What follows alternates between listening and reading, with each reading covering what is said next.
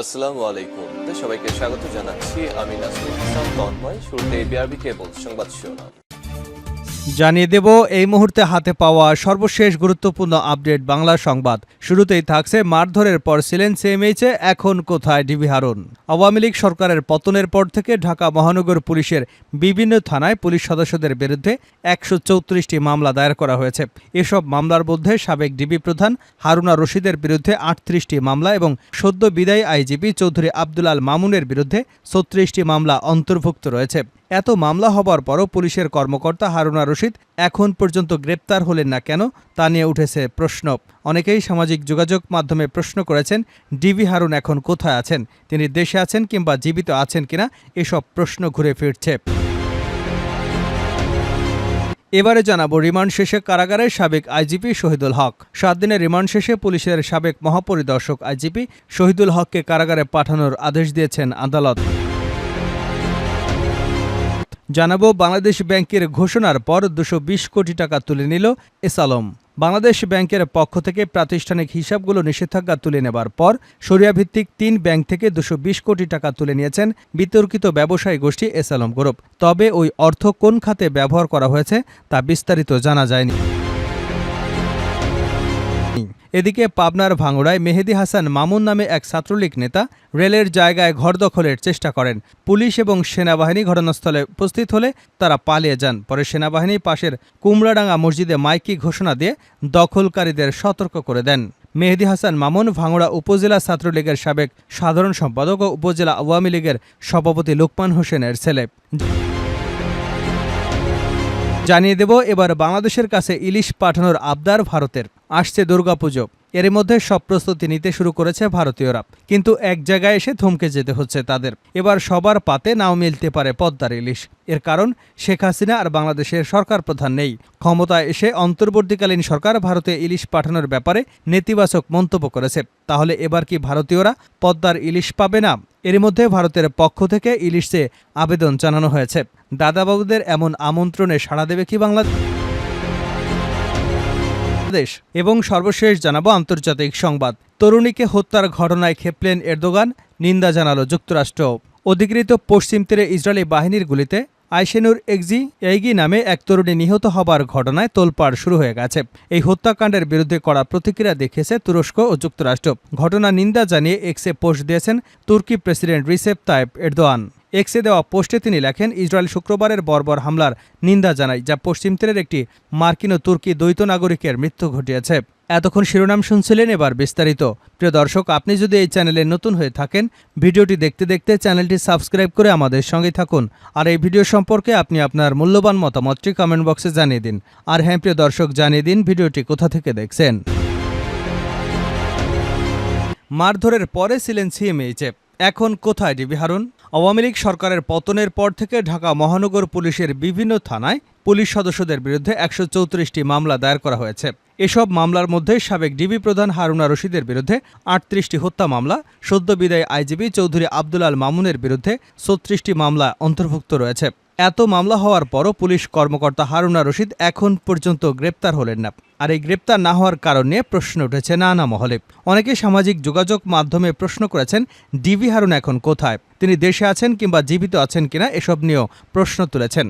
পুলিশের একাধিক সূত্র থেকে জানা যায়, হারুনা রশিদ এখনও জীবিত এবং দেশে অবস্থান করছেন। সরকার পতনের পর তিনি দেশ থেকে পালানোর চেষ্টাও করেছেন, কিন্তু ব্যর্থ হয়ে দেশে অবস্থান করছেন। সরকার পতনের পর মারধরের শিকার হয়ে গুরুতর আহত অবস্থায় ঢাকার সিএমএইচ হাসপাতালে ভর্তি ছিলেন তিনি। ডিএমপির একজন দায়িত্বশীল কর্মকর্তা বলেন, ডিএমপি পুলিশ নিজস্ব হোয়াটসঅ্যাপ গ্রুপে হারুনের ছবি দেখা গেছে। তিনি অসুস্থ অবস্থায় সিএমএইচে ভর্তি ছিলেন। এরপর ছবিটি ডিলিট করে দেওয়া হয়। তবে আমাদের নিশ্চিত করা হয়েছে তিনি সিএমএইচে ছিলেন এবং বর্তমান অবস্থান সম্পর্কে এখনও পরিষ্কার জানা না গেলেও তিনি ঢাকাতেই আছেন বলে জানতে পেরেছে। পুলিশের দায়িত্বশীল আরেকটি সূত্র জানায়, সরকার পতনের পরদিন ৬ আগস্ট হারুনা রশিদের হোয়াটসঅ্যাপ নম্বরে ফোন করা হলে তিনি সাংবাদিকদের সঙ্গে কথা বলেন। সেদিন হারুন জানান তিনি দেশে আছেন, বিদেশে যাবার চেষ্টা করেননি। ৬ আগস্ট তিনি অফিসও করেছিলেন। পরদিন ৭ আগস্ট থেকে পুলিশের এই কর্মকর্তার কোনো হদিস পাওয়া যায়নি। একাধিক সূত্র থেকে জানা যায়, হারুনা রশিদকে ৮ থেকে ১০ আগস্টের মধ্যে মারধর করা হয়েছিল। পুলিশের কিছু অফিসার সিভিল পোশাকে তাকে মারধর করেছে বলে সন্দেহ করা হচ্ছে। পুলিশ কমান্ডার অ্যান্ড কন্ট্রোল সেন্টারের সামনে এ ঘটনা ঘটে এবং পরে হারুনকে গুরুতর আহত অবস্থায় সিএমএইচে ভর্তি করা হয়। মঙ্গলবার ২৬শে জুলাই ছাত্র আন্দোলনের সময় আন্দোলনরত ৬ সমন্বয়কে ডিবি হেফাজতে নেওয়া হয়েছিল।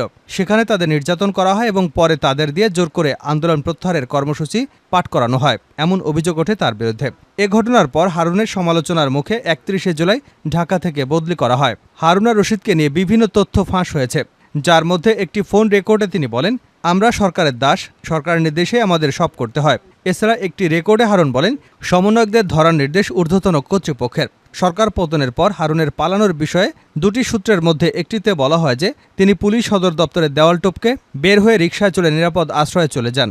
অন্যটিতে জানায় তিনি বিমানবন্দরে পালানোর চেষ্টা করেছিলেন কিন্তু ব্যর্থ হয়েছেন। রিমান্ড শেষে কারাগারে সাবেক আইজিপি শহীদুল হক। ৭ দিনের রিমান্ড শেষে পুলিশের সাবেক মহাপরিদর্শক শহীদুল হককে কারাগারে পাঠানোর নির্দেশনা দিয়েছেন আদালত। বুধবার সকালে ৭ দিনের রিমান্ড শেষে শহীদুল হককে আদালতে হাজির করে কারাগারে আটক রাখার আবেদন করেন তদন্ত কর্মকর্তা নিউ মার্কেট থানার সাবেক ইন্সপেক্টর বাইজিদ বোস্তামি। আবেদনের পরিপ্রেক্ষিতে ঢাকার মেট্রোপলিটন ম্যাজিস্ট্রেট আলী হায়দার তাকে কারাগারে পাঠানোর আদেশ দেন।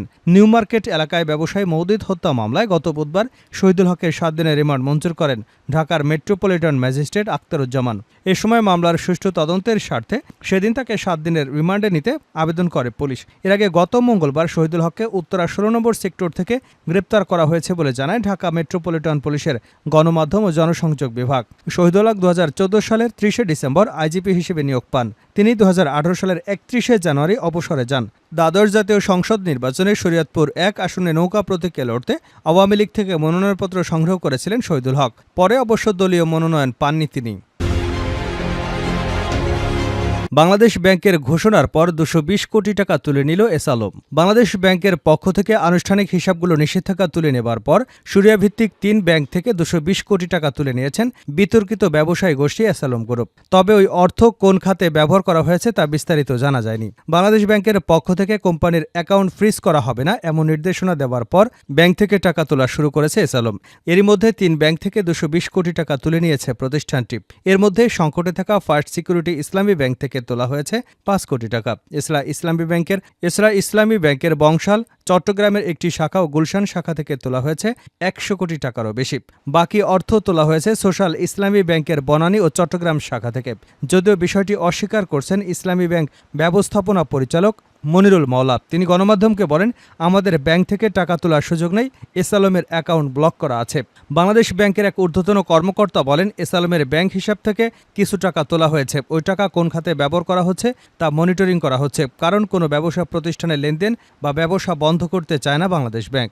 জানতে চাইলে বিশ্বব্যাংকের ঢাকা অফিসের সাবেক মুখ্য অর্থনীতিবিদ ডক্টর জাহিদ হোসেন গণমাধ্যমকে বলেন, দেশের স্বার্থে প্রাতিষ্ঠানিক ব্যাংক হিসাবগুলো স্থগিত করা হয়নি। এটা স্থগিত করা ঠিকও হবে না। তবে এসব হিসাব থেকে কোনো অর্থ বের করে পাচার করার চেষ্টা করা হচ্ছে কিনা সেদিকে নজর রাখা হচ্ছে। পাবনায় রেলের জায়গায় ঘর দখলের চেষ্টা ছাত্রলীগ নেতার। পাবনার ভাঙ্গুড়ায় মেহেদী হাসান মামুন নামে এক ছাত্রলীগ নেতা রেলের জায়গায় ঘর দখলের চেষ্টা করেন। পুলিশ এবং সেনাবাহিনী ঘটনাস্থলে উপস্থিত হলে তারা পালিয়ে যান। পরে সেনাবাহিনী পাশের কুমড়াডাঙ্গা মসজিদে মাইকে ঘোষণা দিয়ে দখলদারীদের সতর্ক করেন। মেহেদী হাসান মামুন ভাঙ্গুড়া উপজেলা ছাত্রলীগের সাবেক সাধারণ সম্পাদক ও উপজেলা আওয়ামী লীগের সভাপতি লোকমান হোসেনের ছেলে। গত সোমবার রাত 8:30টার দিকে মামুন ও তার ভাই মানিকের নেতৃত্বে একদল লোক দখলের চেষ্টা চালায়। এ ঘটনায় ওই জায়গায় বর্তমান মালিক মোস্তফা থানায় অভিযোগ দিতে গেলে পুলিশ কোর্টে মামলার পরামর্শ দেন। জানা যায়, উপজেলার সরকারি ভাঙ্গুড়া ইউনিয়ন উচ্চ বিদ্যালয় সংলগ্ন এলাকায় জমি রয়েছে লোকমান হোসেনের, সেখানে তারা দোকান নির্মাণ করেন। সোমবার রাত 8টার দিকে মামুন এবং তার ভাই মানিক সহ ছাত্রলীগের প্রায় ৩৫ জন পাশের মৃত মুর্শিদ আলী দোকান ঘরে ভেঙে দিয়ে দখলের চেষ্টা করে। বিষয়টি টের পেয়ে মোস্তফা আহমেদ ভাঙ্গুড়া থানার ভারপ্রাপ্ত কর্মকর্তা, উপজেলা নির্বাহী কর্মকর্তা ও সেনাবাহিনীকে বিষয়টি অবগত করান। সেনাবাহিনী বিষয়টি অবগত হয়ে দ্রুত ঘটনাস্থলে পৌঁছলে দখলের চেষ্টাকারীরা কৌশলে সটকে পড়ে। শেষ করছে আন্তর্জাতিক সংবাদ দিয়ে। তরুণীকে হত্যার ঘটনায় ক্ষেপলেন এরদোগান, নিন্দা জানালো যুক্তরাষ্ট্র। অধিকৃত পশ্চিম তীরে ইসরায়েলি বাহিনীর গুলিতে আইশিনুর একজি নামে এক তরুণী নিহত হবার ঘটনায় তোলপাড় পড়ে গেছে। এই হত্যাকাণ্ডের বিরুদ্ধে কড়া প্রতিক্রিয়া দেখিয়েছে যুক্তরাষ্ট্র ও তুরস্ক। এ ঘটনার নিন্দা জানিয়ে এক্সে পোস্ট দিয়েছেন তুরস্কের প্রেসিডেন্ট রিসেপ তাইপ এরদোয়ান। এক্সে দেওয়া পোস্টে তিনি লেখেন, ইসরায়েলের শুক্রবার বর্বর হামলা নিন্দা জানায়, যা পশ্চিম তীরের একটি মার্কিন তুর্কি দ্বৈত নাগরিকের মৃত্যু ঘটিয়েছে। এরদোয়ান আরও লেখেন, পশ্চিম তীরে ইসরায়েলি দখলদারদের বিরুদ্ধে একটি মিছিলের উপর তাদের বর্বর হস্তক্ষেপে নিন্দা জানাচ্ছি। হামলায় প্রাণ হারানো আন্দোলনকারী আইসিনুর আমাদের নাগরিক, তার আত্মার শান্তি কামনা করছি। মর্মান্তিক এই ঘটনায় দুঃখ প্রকাশ করেছেন মার্কিন পররাষ্ট্রমন্ত্রী অ্যান্টনি ব্লিংকেনও। এর জন্য ঘনিষ্ঠতম মিত্র ইসরায়েলকে সরাসরি দোষারোপ না করলেও সুষ্ঠু এবং নিরপেক্ষ তদন্তের আহ্বান জানিয়েছেন। এর আগে যুক্তরাষ্ট্রের স্টেট ডিপার্টমেন্টের মুখপাত্র ম্যাথিউ মিলার জানান, ওয়াশিংটন জরুরি ভিত্তিতে ওই তরুণীর মৃত্যুর ঘটনার সত্যতা সংগ্রহ করেছে। তুরস্কে জন্ম হলেও আইশিনুর বড় হওয়া যুক্তরাষ্ট্রে। ওয়াশিংটন বিশ্ববিদ্যালয়ে পড়াশোনা করা ২৬ বছর বয়সী আইশিনুর নাবলুসের কাছে বেইত শহরে ইহুদি বসতি সম্প্রসারণের বিরুদ্ধে সাপ্তাহিক প্রতিবাদের অংশ হিসেবে ফিলিস্তিনপন্থী ইন্টারন্যাশনাল সলিডারিটি মুভমেন্টের হয়ে প্রথমবারের মতো বিক্ষোভে যোগ দিয়ে প্রাণ হারালেন।